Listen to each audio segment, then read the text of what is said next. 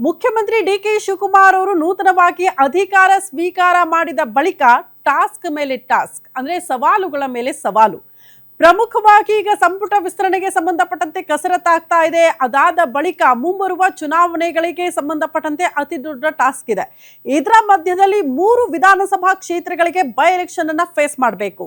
ನಿಮ್ಗೆಲ್ಲ ನೆನಪಿರಬಹುದು, ಸಿದ್ದರಾಮಯ್ಯನವರು ಮುಖ್ಯಮಂತ್ರಿ ಆದಾಗ ಬಂದಿರುವಂತ ಅಷ್ಟು ಬೈ ಎಲೆಕ್ಷನ್ ಅಲ್ಲಿ ಅತಿ ದೊಡ್ಡ ಜಯವನ್ನ ಕಾಂಗ್ರೆಸ್ಗೆ ತಂದು ಕೊಡೋ ಮೂಲಕ ತಮ್ಮ ಶಕ್ತಿ ಎಂಥದ್ದು ಅನ್ನೋದನ್ನ ಕಾಂಗ್ರೆಸ್ ಹೈಕಮಾಂಡ್ ಮುಂದೆ ಸಿದ್ದರಾಮಯ್ಯನವರು ತೋರಿಸಿದ್ದಾರೆ. ಆದ್ರೆ ಈಗ ಡಿಕೆ ಶಿವಕುಮಾರ್ ಅವರ ಸರದಿ. ಅವರು ಮುಖ್ಯಮಂತ್ರಿ ಆಗಿರುವ ಹೊತ್ತಲ್ಲೇ ಅವರ ನೇತೃತ್ವದಲ್ಲಿ ಮುಂಬರುವಂತಹ ವಿಧಾನಸಭೆ ಚುನಾವಣೆ ಇರಬಹುದು, ಸ್ಥಳೀಯ ಸಂಸ್ಥೆಗಳ ಚುನಾವಣೆ ಇರಬಹುದು. ಇದರ ಮಧ್ಯದಲ್ಲಿ 3 ಕ್ಷೇತ್ರಗಳಿಗೆ ಬೈ ಎಲೆಕ್ಷನ್. ಆ 3 ಕ್ಷೇತ್ರಗಳ ಬೈ ಎಲೆಕ್ಷನ್ ನಲ್ಲಿ ಸಕ್ಸಸ್ ಆಗ್ತಾರಾ ಮುಖ್ಯಮಂತ್ರಿಗಳು ಅನ್ನೋದೇ ಪ್ರಶ್ನೆ ಆಗ್ತಾ ಇದೆ.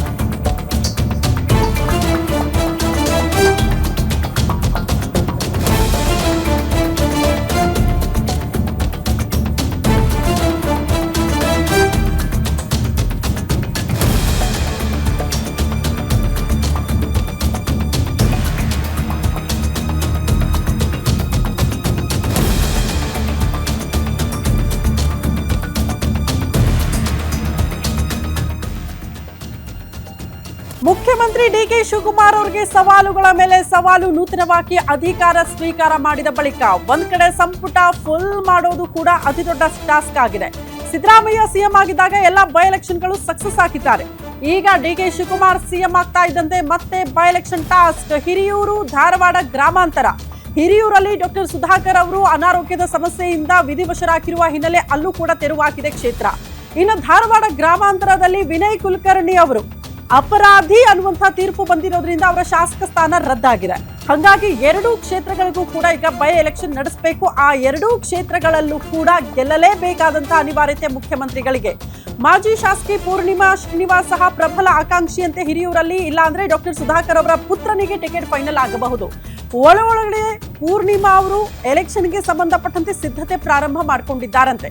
ಹಾಗಾಗಿ ಡಿಕೆ ಶಿವಕುಮಾರ್ ಅವರಿಗೆ ತಲೆನೋವಾಗಿದೆ. ಹಿರಿಯೂರು ಕ್ಷೇತ್ರದ ಟಿಕೆಟ್ ವಿಚಾರ, ಯಾರಿಗೆ ಫೈನಲ್ ಮಾಡೋದು ಟಿಕೆಟ್ ಅನ್ನ ಅನ್ನೋದೇ ಪ್ರಶ್ನೆ ಇರೋದು. ಸಿಎಂ ಆದ ಬಳಿಕ ಡಿಕೆ ಶಿವಕುಮಾರ್ ಅವರಿಗೆ ಅತಿ ದೊಡ್ಡ ಟಾಸ್ಕ್ ಅಂದ್ರೆ ಅದು ಬೈ ಎಲೆಕ್ಷನ್.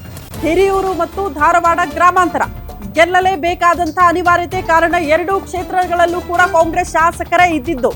ಕಾಂಗ್ರೆಸ್ ಶಾಸಕರೇ ಈಗ ಇರುವ ಕ್ಷೇತ್ರಗಳನ್ನ ಅಗೇನ್ ಕಾಂಗ್ರೆಸ್ ತನ್ನ ವಶಕ್ಕೆ ಪಡೆದುಕೊಳ್ಳಬೇಕು. ಹಾಗಾಗಿ ಅತಿ ದೊಡ್ಡ ಟಾಸ್ಕ್ ಇರೋದು ಮುಖ್ಯಮಂತ್ರಿ ಡಿಕೆ ಶಿವಕುಮಾರ್ ಅವರ ಕಡೆಗೆ. ಟಾಸ್ಕ್ ಅಂದ್ರೆ ಗೆಲ್ಲಬೇಕು ಅನ್ನೋ ಅನಿವಾರ್ಯತೆ ಒಂದ್ ಕಡೆ, ಆದ್ರೆ ಯಾರಿಗೆ ಟಿಕೆಟ್ ಫೈನಲ್ ಮಾಡೋದು ಅನ್ನೋದೇ ಸದ್ಯ ಇರುವಂತ ಕುತೂಹಲ. ಧಾರವಾಡ ಗ್ರಾಮಾಂತರದಲ್ಲಿ ಹೆಚ್ಚು ತಲೆನೋವಾಗ್ಲಿಕ್ಕಿಲ್ಲ. ಕಾರಣ ವಿನಯ್ ಕುಲಕರ್ಣಿ ಅವರ ಪತ್ನಿಗೆ ಬಹುತೇಕ ಟಿಕೆಟ್ ಫೈನಲ್ ಆಗುವ ಸಾಧ್ಯತೆಗಳಿದೆ. ಬಟ್ ಹಿರಿಯೂರಲ್ಲಿ ಹಂಗಲ್ಲ. ಡಾಕ್ಟರ್ ಸುಧಾಕರ್ ಅವರ ಕುಟುಂಬಸ್ಥರಿಗೆ ನೀವು ಅನುಕಂಪದ ಆಧಾರದ ಮೇಲೆ ಗೆಲ್ಲಬಹುದು ಅನ್ನುವಂತಹ ಲೆಕ್ಕಾಚಾರಗಳಿದ್ರೆ ಅದರ ಮಧ್ಯದಲ್ಲಿ ನಾವು ಕೂಡ ಆಕಾಂಕ್ಷಿಗಳು ಅಂತ ಇಬ್ರು ರೇಸಲ್ಲಿ ನೋಡೋದಕ್ಕೆ ಸಿಗ್ತಾ ಇದ್ದಾರೆ. ಹಾಗಾಗಿ ಅಳೆದು ತೂಗಿ ಯಾರಿಗೆ ಟಿಕೆಟ್ ಫೈನಲ್ ಮಾಡಬಹುದು ಅನ್ನುವಂತಹ ಟೆನ್ಷನ್ ಮುಖ್ಯಮಂತ್ರಿ ಡಿಕೆ ಶಿವಕುಮಾರ್ ಅವರಿಗೆ ಇದೆ. ಅನುಕಂಪದ ಆಧಾರದ ಮೇಲೆ ಗೆಲ್ಲಬೇಕು ಅನ್ನುವಂಥ ಲೆಕ್ಕಾಚಾರಗಳಿದ್ರೆ ಅಗೇನ್ ಡಾಕ್ಟರ್ ಸುಧಾಕರ್ ಅವರ ಪುತ್ರನಿಗೆ ಟಿಕೆಟ್ ಫೈನಲ್ ಆಗಬಹುದು. ಬರೀ ಕುಟುಂಬದ ರಾಜಕಾರಣ ಕೊಟ್ಟವರಿಗೆ ಕೊಡ್ತಾ ಹೋದ್ರೆ, ಅದೇ ಕುಟುಂಬವನ್ನ ನೀವು ಬೆಳೆಸ್ತಾ ಹೋದ್ರೆ, ನಾವು ಕೂಡ ಪಕ್ಷಕ್ಕಾಗಿ ದುಡಿದಿದ್ದೀವಿ, ನಮಗೊಂದು ಅವಕಾಶ ಮಾಡಿಕೊಡಿ ಅಂತ ಪೂರ್ಣಿಮಾ ಶ್ರೀನಿವಾಸ್ ಅವರು ಕೂಡ ಕೇಳ್ತಿದ್ದಾರೆ. ಹಾಗಾಗಿ ಅವರು ಕೂಡ ಪ್ರಬಲ ಆಕಾಂಕ್ಷಿ ಅನ್ನೋದನ್ನ ತೋರಿಸ್ಕೊಳ್ತಿದ್ದಾರೆ ರೇಸಲ್ಲಿ. ಹಾಗಾಗಿ 2 ಕಡೆ ಅಳೆದು ತೂಗಿ ಯಾರಿಗೆ ಟಿಕೆಟ್ ಫೈನಲ್ ಮಾಡಬಹುದು ಅನ್ನುವಂಥ ಚರ್ಚೆಗಳು ಆಗ್ತಾ ಇದೆ.